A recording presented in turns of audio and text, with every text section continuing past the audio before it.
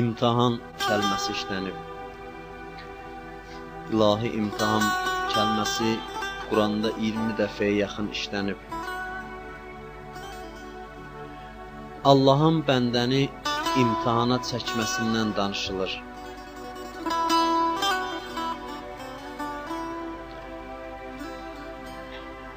Birinci sual ki bizim zehnimizdə yaranır, imtahan məsələsində bundan ibarətdir ki, məyər Allah insanın dərəcəsini və səviyyəsini bilmirmi ki, onu imtahana çəkir? Axı imtahanda məqsəd insanın, məsələn, imtahana çəkilməsi bu anlamdadır ki, bir müəllim insana qiymət verir, istəyir onun səviyyəsini bilsin, onu imtahana çəkir. Allahın elmindən nəsə gizlidirmi?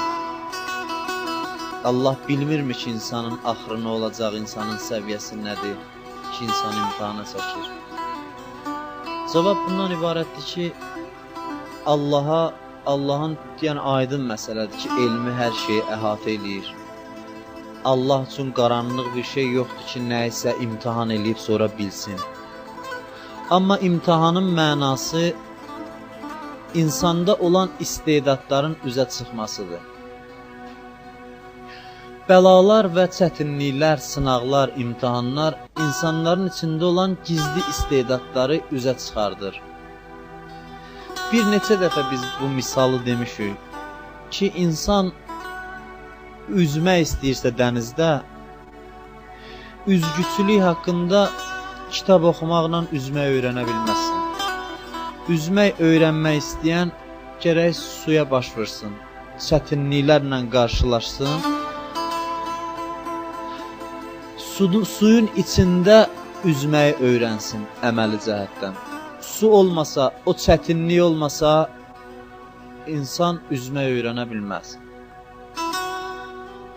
İmtahanlar, sınaqlar və bəlalar da belə bir şeydir.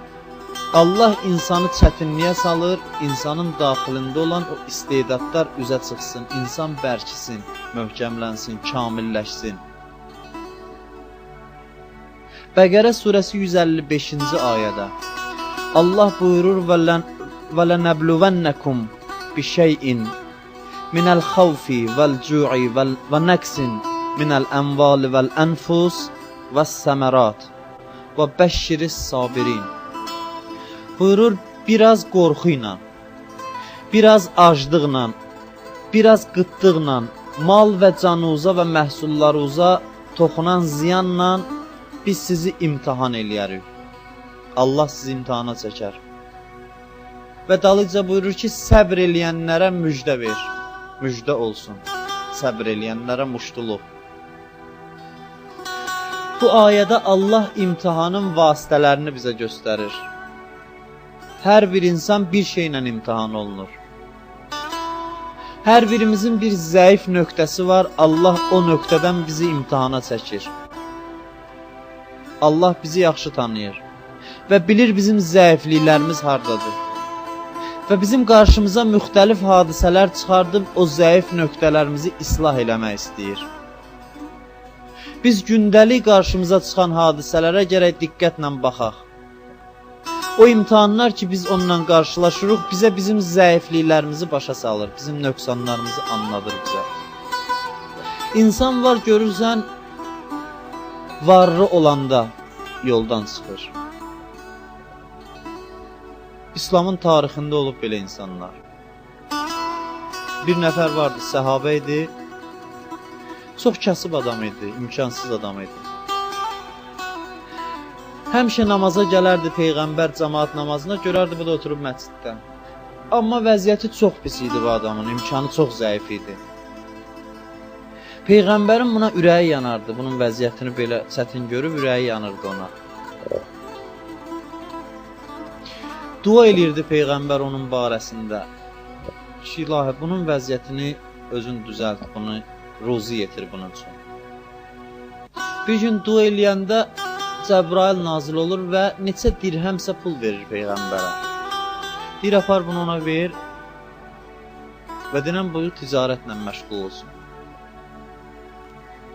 Peyğəmbər onu çağırır, deyir, ticarət eləyə bilərsən, ticarətlə məşğul ola bilərsən. Deyir, mənim imkanım yoxdur bunu eləməyə. Peyğəmbər 2 dirhəm pul verir, deyir, get, Allah bərəkət verər.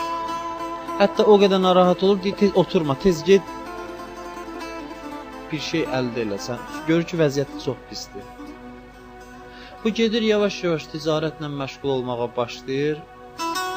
Az-az başlayır, yavaş-yavaş artırır, bir dükan açır Peyğəmbər məscidinin yanında. Alverlə məşğul olur. Peyğəmbər məscidə gəlir indi, cəmaat namazına görür bu yoxdur. Bir gün, 2 gün, 3 gün görür də bu namazlara gəlmir. Narahat olur. İndi də narahatdır bunun bu vəziyyətinə. Cəbrail nazil olur, görür ki, Peyğəmbər narahat. Din narahatçılığın nə üçündür? Bilir də, deyir ki, bəs filan kəs üçün. Deyir, indiki halını çox istəyirsən onun, yoxsa əvvəlki halını? O kasıb idi, sən narahat idin. İndi varranıb, yenə narahatsan. Amma varranmağı onun imanının azalmasına səbəb olub. Kasıb idi, cəmaat namazındaydı. İndi varrıdır da namaza gəlmir. Hansı daha yaxşıdır? Dedi, əvvəlki hal yaxşıdır, təbii ki. Dedi, onda onu çağır yanına, danış onunla. Və vəziyyətin düzəlməsini istəyirsənsə, verdiyin pulu ondan al. Çağırır onu, deyir ki, bəs sən niyə çoxdandır gəlmirsən namaza? Deyir, ya Peyğəmbər, mən necə gəleyim? Bir adam gəlir məndən mal alır, biri mal verir, nisiyə mal alan var. Mənim işlərim var, mən necə namazda mənlə gəlmə iştirak edeyim? Peyğəmbər heç nə demir, deyir, bəs sənə 2 dirhəm səhv eləmirəmsə, pul vermişdim, onun vaxtı çatıb mı qaytarasın? Dedi, 2 dirhəm yox, lap belə 100 dirhəm verərəm. Dedi, yox, mənə lazımdır, o 2 dirhəm ki vermişdim, onu qaytar.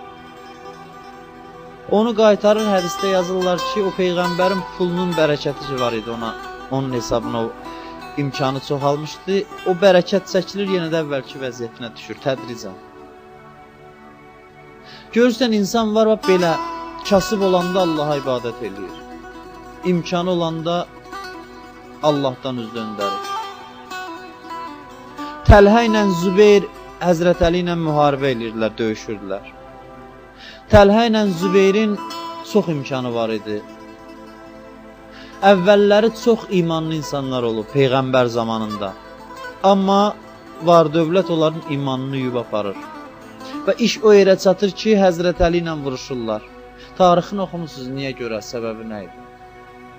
Səbəbi bu idi ki, bunlar Beytulmaldan çox pul istəyirdilər. Həzrət Əli dedi ki, sizin bütün mallarınızı müsadirə eləyəcəm, çünki onlar düzgün bölünməyib məndən əvvəl. Bunlar da bunu qəbul eləməyə gücləri çatmadı. Odur ki, müharibə elədilər və orada öldürüldülər o döyüşdə.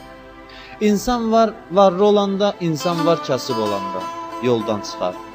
İnsan da var, heç birindən yoldan çıxmaz.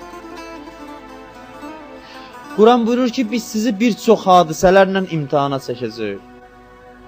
Və imtihana çəkilən vaxt insanlar bölünür, dəstə-dəstə olur.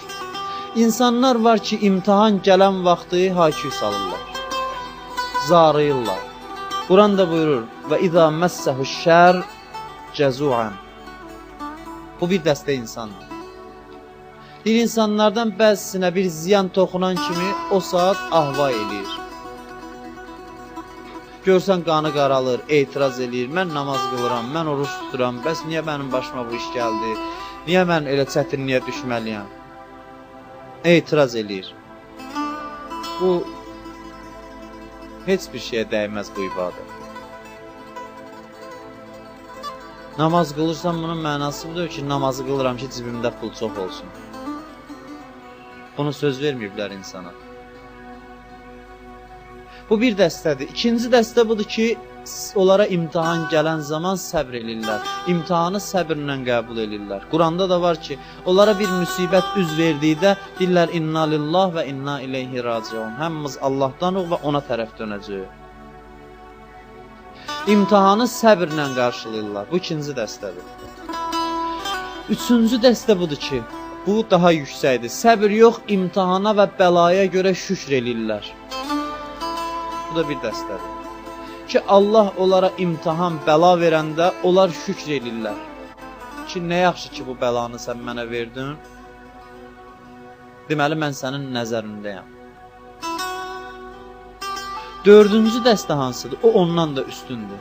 O kəslərdir ki, özləri gedirlər bəlaya tərəf, imtihana tərəf. Mənasız yerə özünü çətinliyə salmaq İslamda haramdır, ağılsız əməldir. Amma bəzən, məsələn, Peyğəmbər zamanında gəlirdilər ki, ya Rasulallah, döyüşmək istəyirik biz Allah yolunda. Peyğəmbər dedi ki, sursat yoxdur, o vaxt silah çatmırdı. Dedi, sizə hələ növbət çatmayıb da, yoxdur imkan, sizi təciz eləyə bilmirik. Yazırlar tarixdə ki, bunlar ağlaya-ağlaya qayıdırdılar, narahat halda qayıdırdılar. O saadətdən məhrum olduqlarına görə çox narahat olurdular. Bunlar özləri bəlaya doğru addım atan insanlar idi. Özlərini çətinliyə salıb Allah yolunda dərəcə qazanırdılar. Bunun ən bariz nümunəsi İmam Hüseyin əleyhissalamdır. İmam Hüseyin əleyhissalam bunun ən gözəl nümunəsi. İmam Hüseyin əleyhissalama nəsihət eləyənlər deyirdi ki, sən nə işin var gedirsən Kərbəlaya? Sən gedə bilərsən başqa şəhərlərə, başqa ölkələrə, orada əmin-amanlıqda qalarsan, dəşt deyərsən, moizə eləyərsən, səni hörmət eləyərlər, məsələn, Yəməndə, filan yerdə. İmam Hüseyin əleyhissalam bəlaya doğru addım atır. Öz çətinliyinə, imtihanına doğru tələsir. Çünki başa düşür ki, boynuna düşən budur. Mömin öz rahatlığını meyar eləməz. Hər hansı bir hadisə qabağıma çıxanda fikirləşmə görüm hansı rahatdır mənim üçün. Yox, bax gör hansını eləmək lazımdır, Allah hansını istəyir. Allah bugün məndən nə istəyir, onu gərək mən biləm. Allah bunu istəyirsə, rahatlıq da orada olsa, çətinlik də olsa, narahatçılıq da mən gərək o işin dalınca gedəm. Həzrəti Yusifi zindana atanda dedi, zindan mənim üçün Züleyxanın təklif elədiyindən daha şirin. Ona şər atırdılar. Onu bir qadının şəhvətinin toruna düşmüşdü Həzrəti Yusif. Bir ərri qadının. O çətin bir vəziyyətdə idi. Ona şər atırdı. Dedi ki, əgər mənlə günah eləməsən, səni zindana salaram. Həzrəti Yusuf da deyir, Quranda da var ki, zindan mənim üçün daha xeyirlidir. Mənə fərqi yoxdur, zindan olsun, ev olsun, rahatlıq olsun, narahatlıq olsun. Allah istəyirsə ki, mən bu işi görməyəm, gərək görməyəm. Allah nə istəyir, onun dalıca mən gərək gedəm. Bəzi insanlar var ki, bəlaya doğru gedirlər. Bəlaya tərəf gedirlər. Çünki anlayıblar ki, dünya müvəqqətidir. Anlayıblar ki, yaşayış, dünya fanidir, aradan gedəndir. Onu başa düşdüklərinə görə hər hansı bir çətinliklə qarşılaşmağa hazırdılar.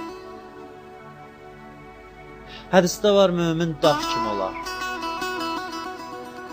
Dağı heç nə yerindən tərpədə bilməz, mömin də imanında möhkəm olar. Onu nə təriflə aldatmaq olar, nə tənqidlə sarsıtmaq olar, nə döyməklə, nə söyməklə, nə var dövlətlə, heç nə ilə, onu heç nə ilə yoldan çıxartmaq olmaz. Peyğəmbər necə idi? Peyğəmbərin səhabələri necə idi? Yaxşı, düzgün səhabələri, həqiqi səhabələri. Onlar heç nə ilə yoldan çıxartmaq olmur. Onlar varlı da olanda mömindir, kasıb da olanda mömindir, təhlükəli vəziyyətdə də mömindir. İmam Hüseyin əleyhissalam deyir ki, insanların çoxu dünyanın quludur. Din dillərində gəzir. Rahat günlərdə ayağını ayağının üstə qoyub, uzadıb, qəşəng-qəşəng dindən danışırlar. Hamı orada dil meydanında qəhrəmandır. O bir hədis deyir, bu bir hədis deyir. Qəşəng-qəşəng dindarlıq bu halda qəşəngdir. İmam Hüseynin sözüdür bu. Amma imtahan zamanı bax görək, meydanda kim qalır? Bir gün lazımdır ki, din üçün nəsə verəsən. Onda bax, onda imam buyurur ki, onda az adam qalır ortada. Bozbaş süfrəsinin qırağında oturanda hamı dindar. Ehsan süfrəsi. Burada nə var dindar olmağa? Heç bir şey tələb olunmur.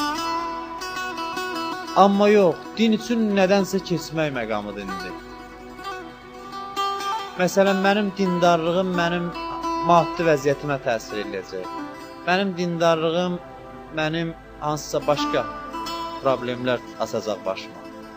Dinimi müdafiə eləmək üçün nəyimdənsə keçməliyəm. Belə bir sınaq gəlir. Hərdən belə hadisələr də olur da Allah çıxardır. Onda baxırsan, görürsən, yox. O din deyənlərin çoxu meydanda yoxdur. Hərə bir bəhanə ilə çıxıb gedib. Bir dəstə adam necə ki Kərbəlada belə idi. Hərə bir bəhanə ilə çıxır gedir, ortada az bir dəstə insan qalır. Hər zamanda da belə olur adətən. Hər zamanda belə olur. İmtahan zamanı möminlərin sayı azalır. Necə ki deyir, həc dövründə baxırdım, gördüm cəmaat təvaf eləyir Kəbənin ətrafına. Dedim, bəh, nə qədər hacı var bu il? İmam dedi ki, hacı azdır, hay-küy çoxdur. Sonra deyim, mənə işarə elədi, mənim pərdə gözümdən çəkildi, elə bir qəlb gözüm açıldı. Baxdım, çox üzr istəyirəm, hədisin mətnində var. Gördüm, heyvanlar fırlanır Kəbənin ətrafına, bir neçə insan var bunların arasında. İnsanların həqiqi surətinə baxdım, gördüm ki, çoxu heç insan surətində deyil. Hədsə nə bilim, hərəsi bir şey üçün gəlir. Biz özümüz şahid olmuşuq, deyirdilər ki, gedək şeytana daş vuraq. Nəmliyə, bəziləri deyir ki, mən bura gəlməmişəm şeytana daş atan. Mən gəlmişdim Allahın evini ziyarət eləyəm. Sonra deyirlər, mənə kağız verin ki, gedim Bakıda göstərim ki, mən hacıyam. Bu kağız hanı? Bu kağız zat vermirlər adama. O qədər yol gedib kağız üçün. İmam da buyurur ki, yox, bunlar çoxsu hacıdır. Allah yanında bax gör hacı kimdir, o çox az saydadır. Dindar da belədir. Allah sınaqlarla, imtihanlarla istəyir insanları ələkdən keçirdə. Quranda ayə var ki, elə bilirsiniz ki, imtihan olunmamış cənnətə gedəcəksiniz. Çox rahat da elə bilirsiniz. Dünyada bir dənə yer alırsan, ev tikmək üçün ona havayı vermirlər adamı. İndi elə bilirsən ki, cənnəti sənə havayı verəcəklər, Quran buyurur, yox. Siz hələ çox imtihana çəkiləcəksiniz. Keçmiş ümmətlər o qədər imtihana çəkildi ki, axırda əlini qaldırdılar duaya ki, bəs Allah niyə kömək eləmir? O zaman Allahın köməyi çatdı. Elə bilirsiniz, sınağa çəkilmədən, imtihan olunmadan siz cənnətə gedəcəksiniz, xeyr, belə gümanda olmayın. Dünya həyatında özünüzü sərt hadisələrə hazır eləyin. Müxtəlif çətinliklərə hazır eləyin və bu hadisələrdən üzü ağ çıxmaqla Allaha yaxınlaşın. Allah sizi yaradıb dünyada imtihana çəkmək üçün. Allah sizi yaradıb sınağa çəkmək üçün. Ki sizin istedadlarınız çiçəklənsin.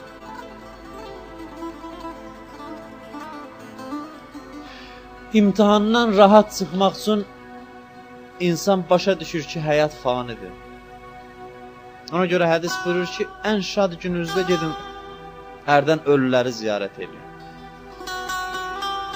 Çünki şadlıq bəzən başınızı gizəlləndirir dünyanın maddiyyatı. O zaman gedin, baxın onların vəziyyətinə.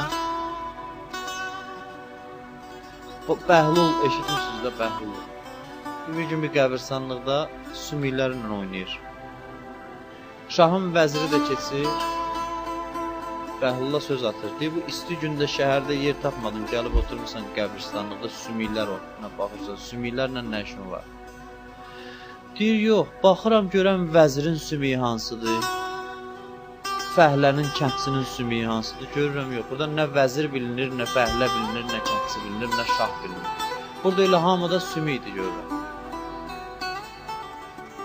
Heç baxson bilməzsən, necə buradan keçəndə deyirsən filan vəzirin evidir, nazirin evidir. Bu da fərqlidir. Amma sümüyə də baxanda bilinmir. Nazirin sümüyüdür, yoxsa adi adamın sümüyüdür. O balaca hərəkəti ilə onu nəsihət edir, ona başa salır. Onu anladır ki, dünyanın maddiyyatı sənin başını güzəlləndirməsin. Bir gün gələcək hamımız əməlimizlə Allahın qarşısında dayanacaq. Allahın huzurunda dayanacaq. İnsanda bu etiqad olan zaman insan bəlalar insan üçün yüngül gəlir. İmam Hüseyin əleyhissalamın oğlunu qucağında oxla vuranda Kərbəlada İmam Hüseynin 6 aylıq oğlu vardı, Əli Əsğər adında. O Əli Əsğəri oxla vuranda onun qanı axır İmam Hüseynin ovucuna tökdü. İmam götürür ovucuna qanı, atır göyə, deyir ki, bu müsibətlər mənim üçün çox asandır. Ona görə ki, bunlar sənin qarşında, sənin gözün qabağında baş verir. Sən mənə baxırsan deyə bilirəm ki, bunun əvəzini sən mənə verəcəksən. Ona görə də bu imtihanlar mənim üçün asanlaşır. İnsan Allah barədə belə bir etiqadda olsa, yəqin mərtəbəsinə çatsa, Allahı gözü ilə görmüş kimi Allaha inansa, o zaman bütün bu çətinliklər və bütün bu imtihanlar insanlar üçün asanlaşır. İnsanın dərəcəsi yüksəldikcə onun qarşısına çıxan hadisələr də biraz çətinləşir. Və Allah bu çətinlikləri niyə görə insana verir? Övladı ancaq başını tumarlasın, ondan övlad çıxar, insan çıxar. Yox. Ata övladına ürəyi yandığına görə bəzən ona cəza verməlidir. Cəzasız olmaz. Cəza ilə insan tərbiyələnir. Təkcə cəza ilə yox. Həm mükafatla, həm cəza ilə. Ancaq başına sığal çəkməklə olmaz. Başqa adamın uşağı görsən tərbiyəsizlik eləyir, biganə baxırsan sən ona. Amma öz övladını eləyəndə narahat olub cəza verirsən. Ona görə Allahın dostlarına bəla gələndə seviniblər. Deməli, mən sənin nəzərindəyəm, mən xatırlayırsan. Məni nəzərindən qırağa atmamısan. Ki, məni istəyirsən bəlalarla tərbiyə eləyəsən. İstəyirsən məni islah eləyəsən bu vasitə. Allah da bəlanı və imtihanı insan üçün, mömin üçün hədiyyə kimi göndərir. İnsan bu imtihandan, bəladan çıxdığı zaman, üzü ağ çıxdığı zaman onun məqamı və dərəcəsi Allahın yanında yüksək olur. Yüksək olur. Dünya bax bunun üçündür ki, insan bu hadisələrin tufanının qarşısında yoldan çıxmasın, azmasın, dağ kimi dayansın. Necə dağı heç nə yerindən tərpədə bilmir, möminin də imanını heç bir dünyanın hadisəsi sarsıda bilməsin. Heç bir çətinlik, imtihan, sınaq insanın imanını azaltmasın, əksinə artırsın. Və nəticədə insan Allahla görüşdüyü zaman, onda əgər belə olarsa, onda ziyan eləməyəcək. Onda bu hadisələrdən qazanacaq və Allahın rəhmətinə nail olacaq inşallah. Bu bizim bugünkü bəhsimizin xülasəsi. Bu bəhslə bağlı ümumiyyətlə kiminsə sualları varsa hansısa mövzuda, sualı olanlar varsa buyurub sual verə bilərlər. Buyurun.